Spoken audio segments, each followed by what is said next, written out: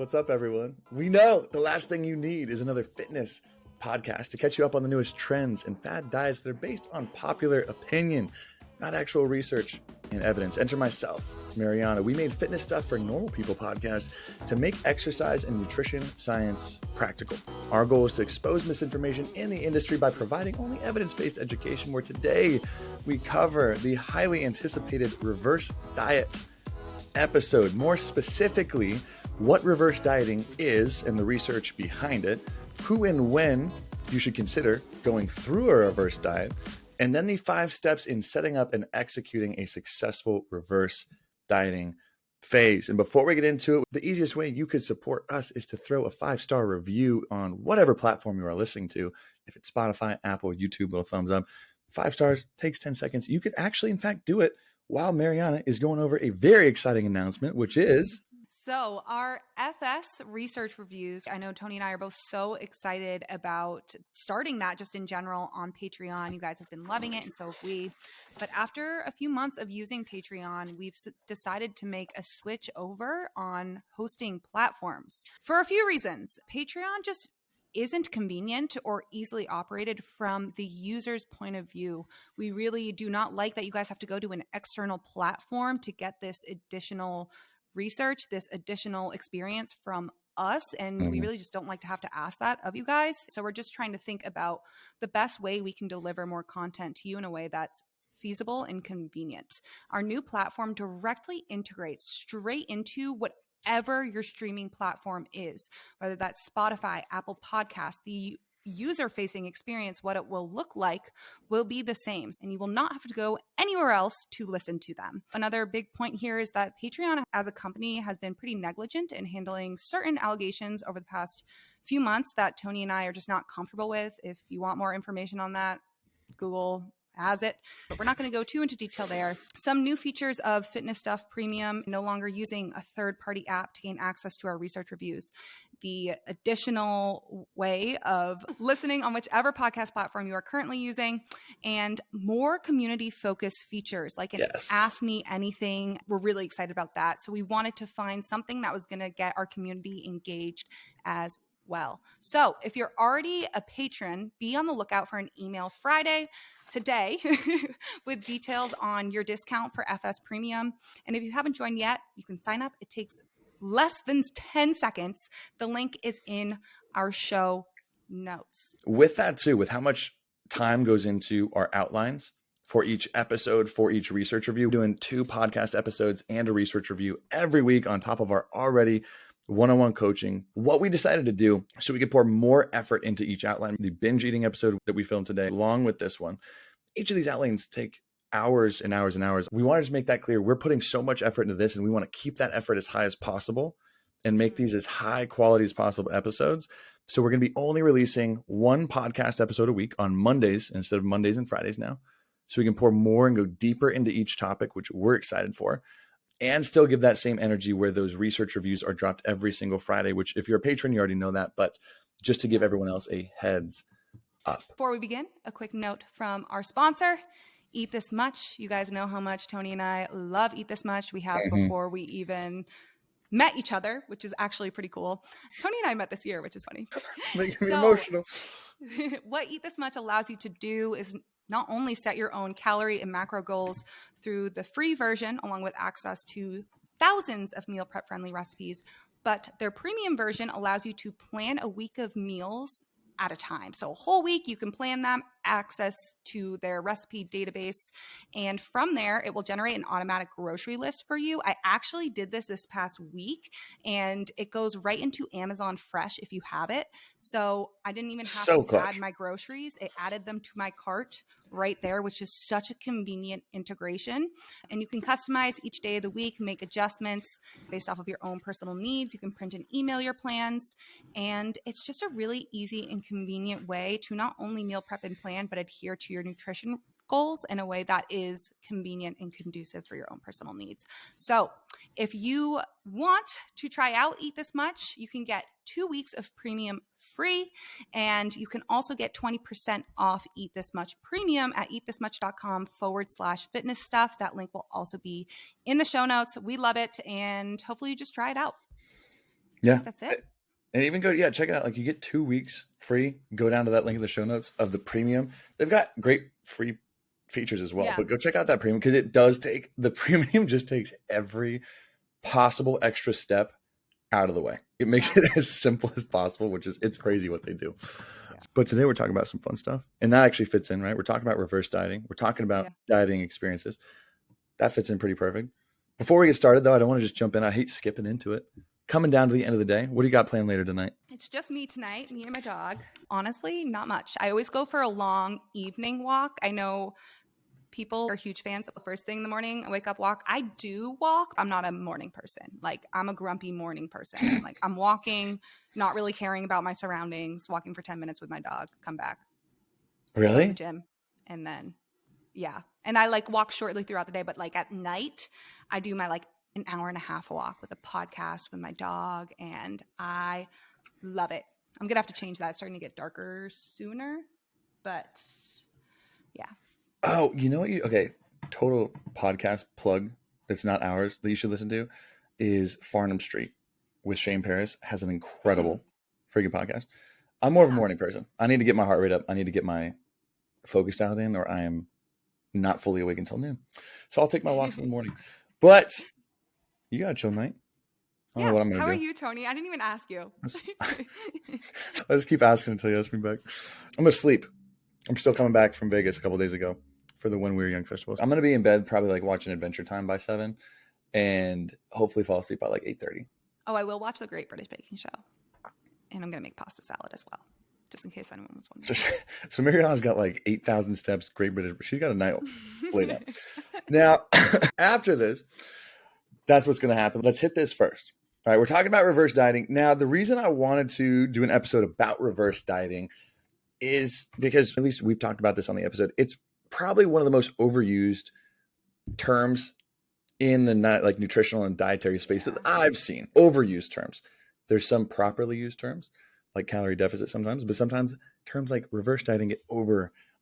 Calorie deficit gets overused. I was going to say, as a bad example, yeah, you're right. It does get overused. Reverse dieting, but we already did an episode on that. Reverse dieting it's almost like pushed out as the cure for everything. The cure for if you've never been successful in a diet before, oh, you should reverse diet. You should reverse diet. It's like the magic bullet, I think, that everyone tries to prescribe. Oh, it'll increase your metabolism. It'll melt your fat. It'll boost your hormones, whatever that means. That's what they say. Essentially do everything but cure cancer. I did hear boost your hormones the other day, and it cracked me up, just the term, because I know it's like people buy into it. What the next new one's going to be. Lately, I think hormones have been blamed for a lot of, again, like insulin's a big one. All right. But like the new enemy of, here's why you can't lose fat. At first it was your genetics. And now it's your hormones. You got to boost your whatever that means. Right. All right. So we're actually going to break through today what reverse dieting actually is, who exactly it's made for and who could benefit from it, who it would be a total waste of time for. And then the exact steps that we've taken with clients to set up and execute a reverse diet on your own. And a lot of things that I realized even writing this long outline out for this show is just like everything, it's so individualized. And the exact steps that we're going to give you guys later too, I'm going to give them to you in broad and specific terms because everyone executing a reverse diet is going to execute it differently. Mm-hmm. And the methods that you measure and adjust for progress are going to be different based on a lot of different areas. So that's what we're going to try and build through and explain today. Now, a definition, if it had one, right, is a reverse diet is essentially incrementally increasing your calorie intake on a weekly or biweekly basis, anywhere from I've seen 50 to 200 calories a week from your deficit low point back to your maintenance calories. And this is typically calories added from carbs. That's what I think the base definition of what a reverse diet is. Your intake's low. Instead of just jumping back up to your maintenance calories, you bridge, right? You bridge that gap in like a week by week step point. Now, there's a couple thought processes behind this, right? Because why would you not just jump right back up to your maintenance calories, right? Let's say your maintenance, your TDEE is 3,000. You were at a long deficit down to the point of 2,200. Why would you not just jump back up there? Why would reverse dieting make sense in this step-by-step form? Now, I'm going to go over the thought process behind this, and then we'll go into the actual science of checking if these things are legitimate. right? Now, the thought process, I think there's two popular beliefs here. The first one is, and this one we've talked about on a myth episode before, but it does happen. The longer you diet for and the more weight you lose, the more your TDEE, or your overall like metabolic output, how many calories you burn in a day, the more that gets suppressed, coming mainly from two places. I think most people blame their basal metabolic rate, their BMR, but it also severely decreases your NEAT, your non-exercise activity thermogenesis. When you get to the end of a dieting phase, and I'm sure you've experienced this too, if you've dieted for a long time or if you've gone through weight loss, you get tired, you get fatigued, right? It's harder. You don't have as much energy to do things through the day. And people notice this, and it's been studied quite a bit. And I'll even link this Rockefeller University study, but it's significant in the hundreds of calories that you can burn or suppress through NEAT based on if you're suppressing or increasing your calorie intake, right? You probably know this too. If you're eating a lot more food, you generally just have a lot more energy. You want to go spend it, right? You might be moving more. You might go out more. Depending on the type of food. Depending on the type of food, exactly. But on general, the more food you eat, the more energy your body has, the more you spend through NEAT. Now, can I interject there real quick? Because I find it interesting, because I agree, I totally agree. But most people will not, I feel like most people will not think that way. Maybe this is just an opinion, because a lot of people think eating more just in general is terrible. Food weighs you down. You know what I mean? Like, okay, our body great. can't handle it. Yeah, great point. Because I first thought, if I have a big meal, Thanksgiving dinner, let's take, for example, I'm going to be knocked out. I'm going to be on the couch laying down. But this is well documented. That's the importance of research, is when you document and track how much people are spending through NEAT per day, and you take them through different calorie cycles, that increasing, and this is not talking about massive calorie meals. This is not talking about going out to McDonald's or In-N-Out or doing anything. This is by talking about just by gradually increasing your energy intake, you naturally spend more through your output. You move more, you do more. So here's the thought process behind reverse dieting. When you lose weight, your TDEE, or how many calories you burn, gets suppressed through your BMR and through your non-exercise movement.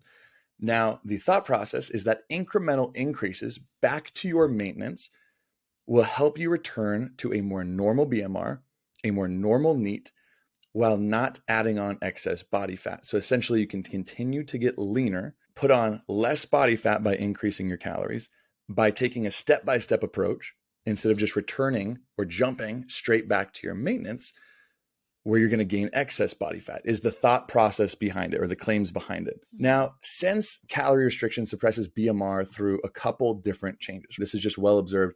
If you lose weight, your lighter body weight self will usually have a lower BMR. And this could be through hormonal function, depending on how restrictive you really get with dieting phases. And we're going to talk about this a little bit more. The other popular belief, I think this is actually super interesting.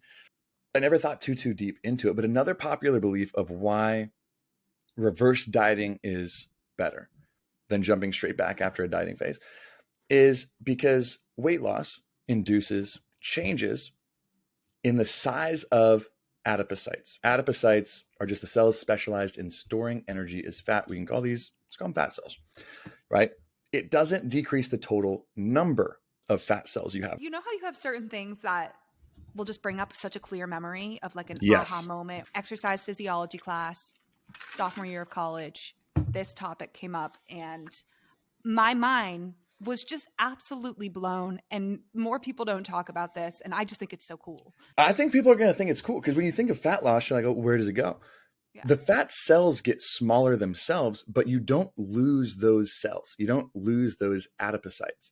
You don't lose them. Most people, you start with about the same as much as you get at birth. You don't generally increase or decrease how many fat cells, they just increase or decrease in size. Now, and that's where the genetic component of obesity comes in, like that.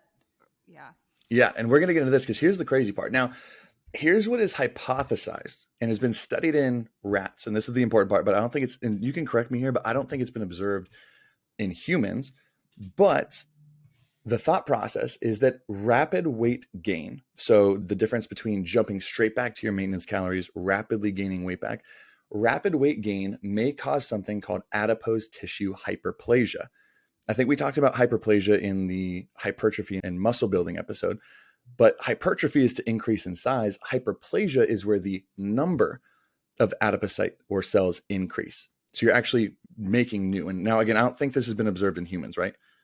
I don't think it has been, but it has been in rats. And this is the interesting part, right? When you look at rats, and this is why I don't think this is legitimate. I want to put this out here as a reason to reverse diet, but a hypothesis in it is when you starve rats down to 20% lower body weight, and then you let them pretty much go to town and eat as much food as they possibly can and regain weight rapidly, the actual number of cells increases along with the size until the fat cells or the adipocytes reach what they call the body fat set point, or the set point of where their body fat cells were to begin with. Meaning those fat cells shrunk, they shrunk in size, and then as they rapidly regained the weight, they also increased the number of cells or adipocytes until they reached that volume that they were at the beginning. Now, the idea behind this is, again, why I don't think this is a real belief in humans, but the thought process behind this is that smaller fat cells generally produce less leptin, where larger fat cells produce more leptin. We've talked about this in several episodes before. Leptin being one of your hunger hormones along with ghrelin, leptin being responsible for making you feel full.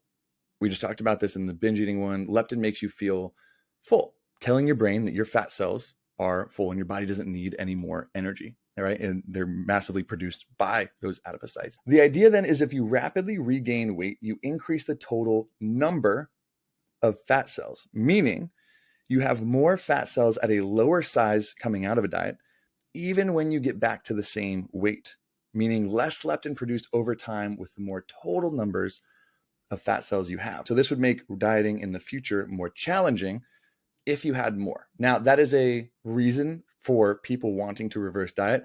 I'm going to say right now, it's not, I don't think, a legitimate approach. I don't think that's the reason why reverse dieting is better per se than just straight jumping back to your maintenance calories following a diet. I don't think so. But I thought it was an interesting thought.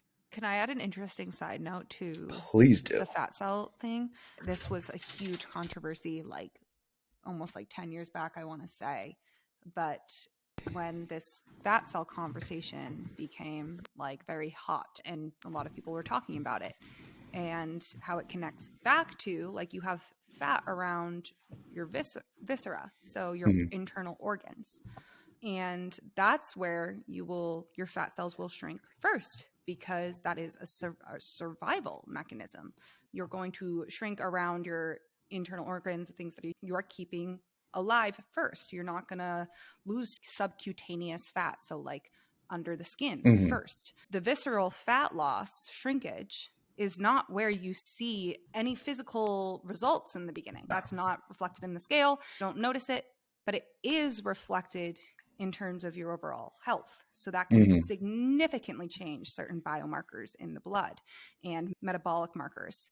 And it was found, like, researchers set out to look at that. The tabloid, like, this was confirmed in research, and the tabloids took this and the news and started taking, like, researchers promote obesity by saying you don't have to lose weight to be healthy. You don't have to lose weight to be healthy. Researchers promoting anti-weight loss, all these things, when the findings were literally that you can reap the benefits of weight loss, so to say, I'm saying in quotation marks, without losing weight. Because these fat cells shrinking around your viscera can really, really help with especially your lipid markers. And people had such a problem with that. I thought that was just crazy, because my exercise physiology professor, who he did his doctorate, his fellowship, like, research under, was the researcher on that. And he was on Dr. Oz, and they were tearing him apart. Oh my God. I just think that that's a funny side note. Sorry.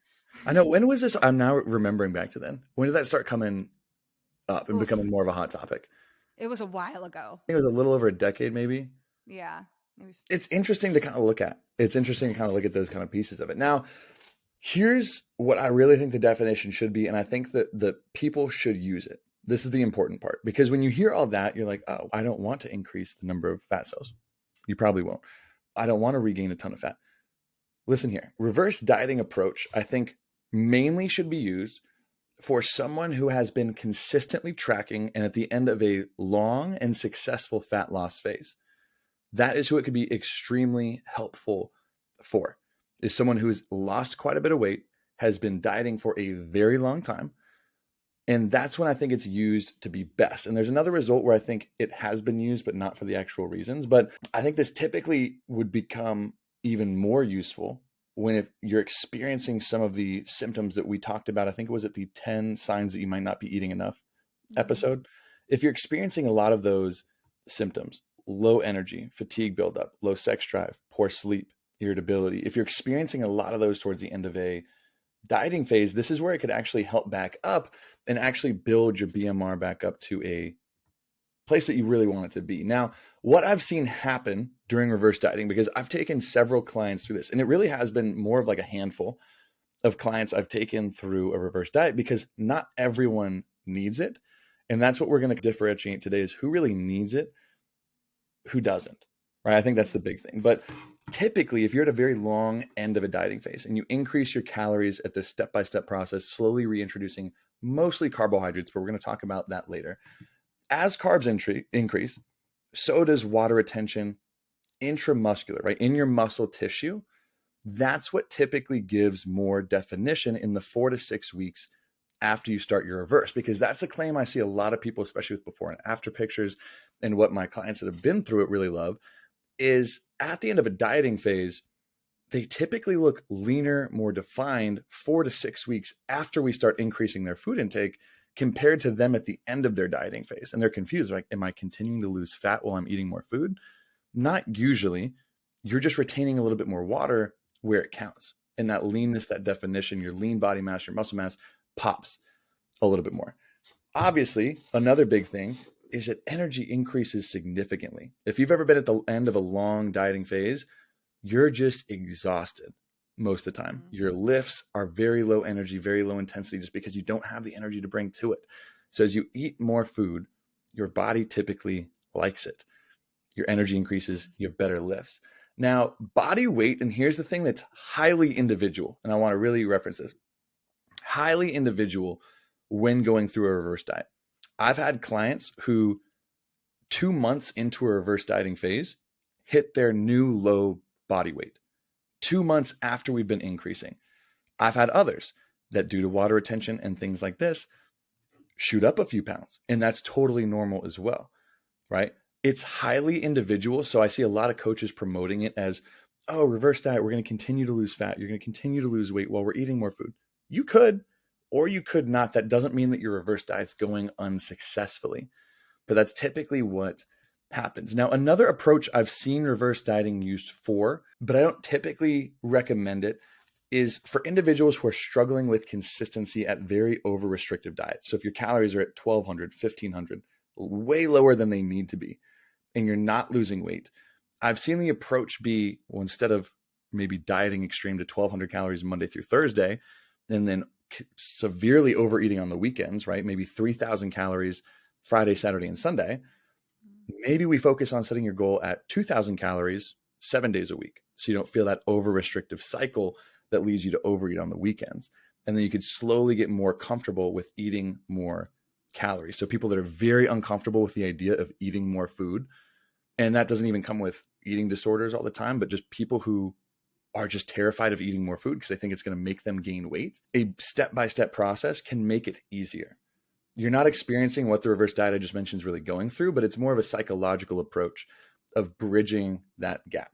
So it doesn't impact your BMR as much. It just makes you more comfortable with eating more food. That's what I've noticed while taking clients through. Now, the research behind this, shockingly, unshockingly, there's a big lack of it. There's not a ton of research, because reverse dieting in a controlled study would be very challenging in humans for a few reasons. One, and this is just happens all the time, when we're increasing calorie intake by 50 to 100 to 200 calories a week, we've talked about how many times on this show how challenging tracking on its own can be, tracking accurately can be. And that's a big one, is if you just tell people to increase their calories by 50 or 100, most people aren't even eating within 100 calorie range when they're tracking on a day-to-day basis. Another one, you can't really control for their routine and their exercise, their changes in NEAT, which can be very individualized. The biggest challenge for research on this is finding individuals who would actually fit and be set for a reverse dieting phase. in the first place. Not many people are ready for a reverse diet, right? Like we know, and we've talked to like Bill Campbell, we were talking about certain challenges in recruiting for studies. It's challenging to set enough people up just on a regular dieting phase, let alone to find the people who have come off of a long-term deficit phase, have been consistent, are in the place where they could even approach a reverse diet. And that's the biggest challenge, where there's not any direct research on this. At least those are the challenging, I think the biggest challenges I see. Would you put anything else in there? I feel like just the adjustments you have to make for a reverse diet to be successful from person to person are just too, I feel like it just makes it too difficult. And then the level of, I hate this word, but discipline you have to like adhere to. And we're going to talk about pros and cons, because that's one of the cons in a reverse diet is it's more time that you're spending restricting yourself in a dieting phase, which can get challenging. It's a big con of it. So anecdotally speaking, just through working with clients, through listening to different coaches speak through their clients' take-throughs of this, anecdotally, it can work on an individual basis, just like everything we talk about. It's highly individualized on if a person should use it. So we're going to talk about some pros and cons of just jumping back to maintenance or by bridging it. Right now, there are a few problems with jumping straight back into maintenance. So let's say you deficit down again. The example was, if your maintenance is starting at 3,000, you lose 20, 30 pounds by eating 2,200 calories a day. By jumping straight back up to 3,000, there's some problems there. Now, the biggest one I think is, what maintenance are we talking about? Is it your pre-diet maintenance or your post-diet maintenance? Because they're different. If you lose 20 or 30 pounds, your maintenance or your total TDEE is going to be lower. So if you just jump straight back up to that initial maintenance, you're going to gain typically excess body fat most of the time. You don't know where your new maintenance is unless you've been diligently tracking your nutrition and your scale weight, right?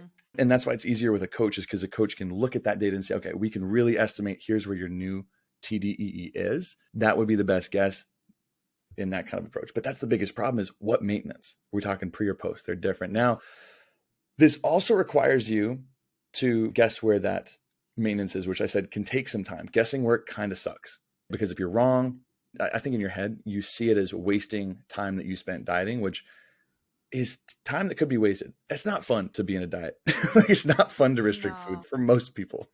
I love that take, because I totally agree.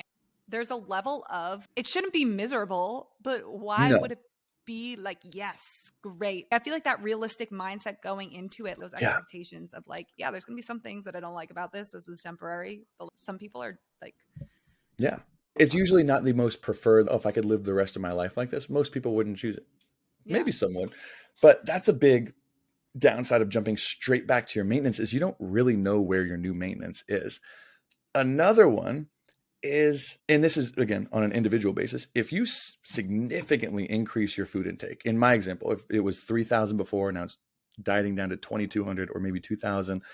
If you just jump and immediately start adding almost 1,000 calories back in your day, that could give you some digestional trouble if you just jump right back up. And that's, again, based on the individual. Typically, it's not that big of a gap, but I've also seen people who, when they go straight from like a dieting or cutting phase straight to a bulk and they go on the other end, it messes with their gut quite a bit because of just how much food volume is being taken in there. Now, this can be taken in two ways, right? The next kind of problem I see with potentially just jumping straight back to your maintenance, the feeling that you get after a long restrictive dieting phase, and this really depends on how restrictive you're being, that free, quote unquote, that free feeling that you get of like, oh, I can eat a lot more food, might, based on your psychology, end up with you overeating that maintenance. If you have freedom, I can eat 800 more calories, I'm going to go to In-N-Out, I'm going to get milk. It might give you a little taste of freedom. You're like, holy crap, food tastes great. I've never had In-N-Out. Actually, I've also never had, what's that one? Chick-fil-A. Okay, I get In-N-Out because it's West Coast. Can we just pause real quick? What the hell are you talking about? I've also never had Taco Bell either. But wait, what do you mean you haven't had like Chick-fil-A? I've never had Chick-fil-A. You've never had like a Chick-fil-A sandwich? No. Chick-fil-A nuggets? Nope, I've never had it. We didn't have one even remotely close in my hometown. But in Boston, are you telling me there's no Chick-fil-A in Boston? You'd have to drive. And there wasn't one in Vermont either. So there's never been one nearby. But I've also just never really had the desire to be like, yeah, let's go on a Chick-fil-A trip. That really threw me off my thought process. I don't even know where to jump back in because I've never heard of someone not having Chick-fil-A before. That's like my favorite. That's one of my favorite restaurants. Something people are like that's a good fun fact about myself. But then also people are like, what's wrong with you? Let's try and gather ourselves. Try and regroup. Try and gather ourselves. Back to potential problems with jumping straight back to your maintenance. Potential problems. Another one, and this is, again, more helpful when you go through it with a coach, is paying attention to your hunger cues. What I've noticed is generally on the slow climb back up after a long deficit through a reverse phase, you do typically normalize hunger cues better. I've seen some people where they significantly jump from a restrictive low intake to a quite higher intake, maintenance or bulking kind of calorie intake, and their hunger cues are not lined up. They feel overfull, overstuffed, feeling gross from food, instead of feeling full and satiated like they should. So hunger cues, and that's going to be another highly individual one. Some people feel hungrier, less hungry, sick. Hunger cues don't really have as much time to adjust because you're jumping such a large gap. The other one I've seen, and this one was more brought to my attention from Lane Norton, and taking this for a while, is that your non-exercise activity thermogenesis that we were talking about in the beginning, that does go on waves with your calorie intake through a dieting or building phase, typically doesn't catch up as immediate in big jumps. Meaning, if you slowly increase on a week-by-week basis, your NEAT generally climbs up with it, where if you just jump to that endpoint, your NEAT usually doesn't also jump to its endpoint. And this is not something I've ever looked into it, but this also is where he pointed out leads to a little bit of excess fat gain because you're also not burning as many calories as you could be potentially taking in. Now, those are problems or potential cons. What about the pros of jumping back straight to maintenance? I think a lot of people forget about this. Like we just talked about, dieting typically takes a toll on your mental health. I think more people need to talk about it, right? We've talked about it a lot, but I think more people need to. It does. That's where you typically see irritability. You see worsened relationships. You see a big toll because you're constantly restricting yourself, especially if it's been longer than like 3 to 6 months. It's a toll. And reverse dieting, and we're going to go through the exact how-to, can last up to sometimes like 1 to 3 months post-diet. So that's another 1 to 3 months that you're dieting, quote unquote, restricting yourself, that you could just skip and jump back up. And we're explaining where that would make the most sense. But I think that would be the biggest pro of coming out of a diet and just jumping up instead of doing a reverse diet into it. Yes, you might gain excess body fat. Yes, you might not return all those cues like normal, but you got to ask yourself, is that worth it with your lifestyle? Is it worth restricting a few extra months, or is it worth having that freedom again, but you're taking those drawbacks? That's something you have to consider, I think, a lot of the time. I think that's the biggest pro that I could see. It's just that dieting is not typically fun, not something you ever want to do for a longer period of time. Yeah. Yet people do. People do it. It's an addiction. Let's talk about this. Taking it through exactly how you would set this up. And we're going to try and cover as many bases as we can here, right? How are we going to do this? And I want to start by posing where we're going to be and how to assess your steps. We'll give you exact percentages of increases because people are like, well, how do I know if I should increase by 50 calories or 200 calories? Or how do I know where those calories should be coming from? Or how do I know? There's a lot of questions, and that's what we want to cover here. Now, the level of each increase, meaning your weekly incremental increases going through a reverse diet, should be determined more or less by your tolerance for fat gain, right? If you want minimum fat gain, then you would do a little bit more minimal increases. And we'll talk about what that is here soon. If you are a little bit more relaxed and you can tolerate a little bit more fat gain, then you would go with bigger increases, right? You would make that reverse a shorter time period by taking bigger jumps. We'll talk exactly about what those numbers mean. What does minimum mean? What does more lax mean? The big thing I want to cover here is you got to set expectations. You got to ask yourself, if you're coming out of a diet phase, you have to say, okay, how much fat am I willing to tolerate gaining? If your answer is 0, you're setting unrealistic expectations. That's not possible. So you can do it and you can go as low as you can, but you're not going to hit those expectations, and that's going to let you down. So you have to ask yourself how much you can realistically tolerate. And maybe if you're on the minimum side, well, maybe I want to see only maybe like 2 to 6 or 4 to 6 pounds, right? 2 to 3 kilos gained. Okay, that's more on the minimum side. Maybe you're okay with tolerating 8 to 10 pounds gained coming out of a dieting phase. Then you could go on more bigger increases, right? You have to ask yourself how much you can tolerate. Now, we're going to go through the exact steps of how to do this. And I think at the beginning, I'm not going to lie, I just realized I might have lied to you straight to your face. I think I said No. 5. I think I said 5 steps. We did 4. 4 steps is what I wrote it down to. Whatever it is, we're doing 4 steps. This is how we're going to do it. So first step that you would do in going to set this up, and then we'll finish with, again, how you need to know when to do this. First, you have to establish what your TDEE is, your total daily energy expenditure. There's a few different ways to do this. The most accurate way that Mariana and I have talked about before is if you've been diligently tracking your food intake and also taking more frequent, sometimes daily scale weigh-ins, that would give you the most accurate gauge of where your TD probably is.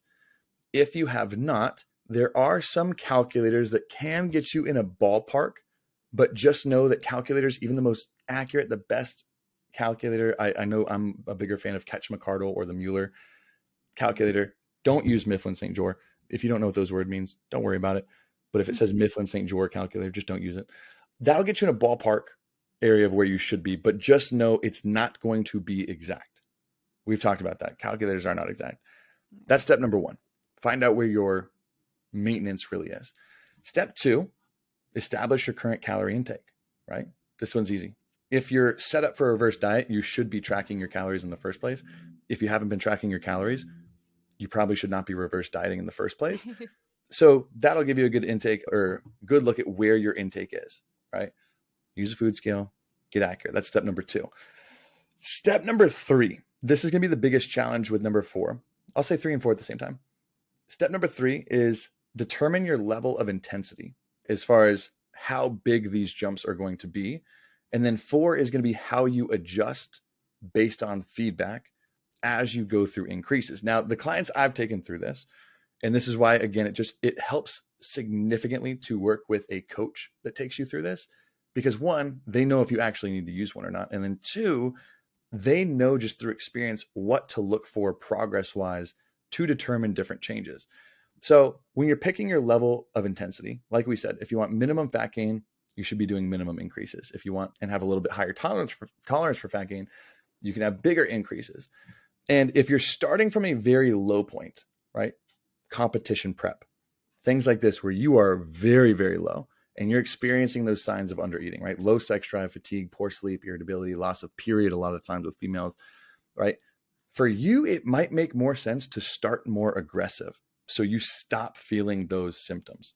If you're doing minimum 50, 75 calorie increases, you're going to be feeling that way for even longer. And that's not ideal just from an adherence standpoint. You're probably not going to stick to it as well. So ask how much fat you're willing to gain. What I mean by, I guess, how intense of increases you should go. And these are definitely not written in stone. I want people to know that.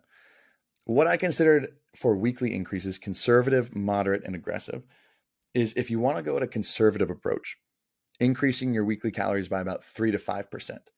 And I'll talk about where those calories are coming from next. A moderate approach would be more like 5 to 8% of weekly increases. And an aggressive approach would be more than 8% on a weekly basis for calorie increase. Now, that obviously depends. And why I didn't say 50 calories or 200 calories or whatever it is because you're different, right? We want it to all to be relative. Mariana and I, if we just both got done at a dieting phase, would have different finishing spots, right? We would have different calorie intakes to start with. So why would we increase at the same rate?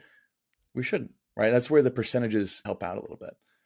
And these are not by any means saying these are set in stone. You can only increase by either 3 to 5, 5 to 8, or 8%. I just want to lay that out there. San Diego, I'm going to eat like Tony for a day. That would actually be funny. We'll do that episode. Eat like Tony for a day. We'll go to In-N-Out and then Chick-fil-A in the same day. Oh my God, my IBS. Oh my God. In-N-Out's going to punch you in the face. It makes you feel so bad. We just got it in Vegas. It was the first. I have it like once every 3 months, and it just knocks you out for the rest of the day. I had it, and then I sat in a car. We drove home for like 8 hours. That's a nightmare. It was the toughest 8 hours. So typically, In-N-Out might not be your best approach for a reverse diet. Those are what I would consider those increases. Now you're saying, okay, where do those calories come from? And most of the time, they're going to be added in through carbohydrates. Your protein's not really going to change. Your fat's going to increase a little bit, but protein should stay the same. So generally, you're going to add these things back in with carbs, right? The only caveat I would say is start by adding these calories back in from your fats if fats total less than 20% of your calorie intake at the end of your deficit phase, or I guess your starting point here, right? If you've cut your fats under 20%, which I would never really recommend, that's when you'd want to get that number up quickly just so you can reap the benefits of having fats in your diet, right? We know that extremely low fat diets are generally not a good thing for overall health, especially endocrine health or your hormones. So that's where you'd start to increase is generally carbs, but if your fats are too low, you would increase from there. Now, this is the most important part of a reverse diet and really any diet, right? It's not about where you start. It's how you adjust, right? Marianne and I talk about this all the time just from a coaching standpoint. When a client comes in, we don't say, here's going to be the plan for the next 6 months because we don't know what the plan should look like a month from now because how you change, how you adapt, how you respond to the training, to the nutrition, to anything is going to determine what the following month and the following weeks and the following, I guess, just the entire future looks like. So just to set out and say, oh, I'm going to increase my calories from 2,200 to 3,000 in 100 calorie intakes, you might get to 2,800 and realize, oh, I'm gaining fat much quicker than I thought. Maybe my TDEE is lower than I thought. Or you might get to 3,000 and realize that you've got some room to work with. How you adjust and monitor feedback isn't just important in the reverse dieting phase, but in any dieting phase. You have to know where to pay attention to. And this is, again, why I want to be careful with this, because having a coach, this can be 10 times easier. But on your own, what I would recommend if you're going through a reverse dieting phase is by taking daily weigh-in measurements, taking your weight daily, taking weekly progress photos so you can see not only how your weight is responding, but how your composition is responding if you're continuing to lean out or if you're significantly increasing body fat percentage. I would also recommend, and this is tougher if you're doing this on your own, using hunger cue check-ins. I know Mary and I have talked about different approaches to do this, right? You could do it sometimes at the end of the day as like a little review, answer a few questions for yourself, right? At what points in the day was I most hungry, where I felt most out of control, where I felt most into overeating, and really just looking at different things there. But it's also not uncommon as you increase your calorie intake to feel more hungry while you're eating more calories. I think that's one of the ones that shocks the most people is as they start to increase calories, they have more energy. They usually increase their NEAT more than they realize. They're burning more food through TEF, or more calories through TEF, or that thermic effect from food. And they actually get hungrier when they eat more food in the first few weeks. Very individual, but that's something to pay attention to as well. It's a good sign to keep going at that pace. If you can keep increasing and get hungrier and get leaner, that's a good thing. And then it's also important to monitor your strength in the gym. You're not just going to be increasing your NEAT, your non-exercise movement. If you're eating more food, you're probably going to notice a boost in energy in the gym. And I think those are all things that you want to monitor and adjust as you go through these. If you notice that you might be feeling too sluggish or you're feeling a little too stuffed, you might be increasing at too large of increments in this reverse diet. If you notice things like you're still tired, you still have lack of energy in the gym, if you are still losing weight at the same exact rate in your deficit, maybe you're starting too small, right? It's how you adjust on a week-to-week basis with this that's the most important part of a reverse dieting phase. And I think that's where we were talking about this at the beginning. It's not something that is realistic for a ton of people. It's not. Like I said, I've had a handful of clients that I've taken through it out of the hundreds, if not thousands of clients I've had. A handful of them, I thought a reverse dieting method would be fit. It's something that you probably haven't seen too much of either. Yeah, I rarely use it, especially just considering like I work with a lot of individuals who have had a history of like restriction or not the best relationship with food. And sometimes just that added level of fear that like, oh, what if these days that I'm going to be really hungry on these, I don't know. Like it's almost like this element of control that you take away if you have a history there, or you risk falling back into those behaviors just because it is harder for people who have that type of history relationship with food to look at it as simply just a tool, a temporary resolution almost to what you're doing, really just looking at it. Okay, let's see if this works. I'm really going to take the outside approach. It's not just something I'm trying out. Like, you have to separate yourself from it a little bit, if that makes any sense. Yeah, it's not a new method to try out if you haven't been successful with other methods. That's not what it is at all. And I think that's what people use it for. Not what it is at all. If you haven't been successful tracking your calories and just tracking your macros in the past, which again, some people it works well with, some people it doesn't. If that wasn't you, you definitely should not be reverse dieting, because you have to be very strict with it, very controlled, very restrictive, which can be challenging. And although you can see slightly better results from it at the end of a deficit phase, again, it's all about weighing those pros and cons. Can you actually adhere to it? Most people have a hard time adhering to any kind of calorie restriction. That's why most people this should not work for. So that's what we wanted to cover and really line up today is, one, what is it? What isn't it? Two, how you would actually go through it and why you would want to go through it. And then three, just to highlight again, like, this term gets thrown around so much, way too much for what it actually is. It's a phenomenal tool to use in certain situations, not every situation. So that's what we wanted to highlight and go through. But I also wrote this outline. Actually, you want to hear a sad story real quick? We didn't get back until Monday morning. Tiny violin. I almost don't want to say it anymore because it's so stupid. I'm going to say it anyway. We didn't get back till 2 a.m. on Monday morning. And I had to start work at like 6:30. I was waking up the next morning. It was rough, right? But I've done that. But it was also like the third or fourth night in a row, like 4 hours of sleep. I do not advise for your overall health. I do advise if you're listening to punk rock in Las Vegas. We did a rental car. We rented a cool looking Tesla out of San Diego. I did not read the fine print of the Tesla rental that said every mile you drive over 300 miles is $1 added charge. $1 for every extra mile. Rental car 101. There's a fee for every mile over. I was stressed out. I don't read into it that much if I'm doing it right. It was Turo. Anywho, for those who do not know, Las Vegas is a lot farther than a couple hundred miles round trip from San Diego. So we got back at 2 a.m. We had a $500 added fee for the mileage coming into it. You're an idiot. I was exhausted. I was total idiot. I literally told my friend, I was like, because we're splitting. I'm like, hey man, I screwed up. I screwed up. This is not anyone else's fault but mine. But I was exhausted. Did you see anything that I missed in the outline? No, I told you. I was shocked when I saw it. I was like, there's no way he's already got this done. He did a good job. I'm impressed. See, thank you. Just know it was real rough. These are the real struggle. No, I don't want to talk about it. That was not a struggle. That's what it was. All in all, reverse dieting, highly individualized approach. Not something you should just jump into if you have not been successful dieting before. And it can be a lot easier with a coach if you have that accessible to you. That's what we got today. Exciting news on top of everything I know we just talked about. We got the research review now transferring over to our new routine. So if you want to jump in there, again, show notes is where that is going to be. We might do some on different topics that we talked about today in our research review in the future. I think that would be fun. Different areas of research from topics we talked about today.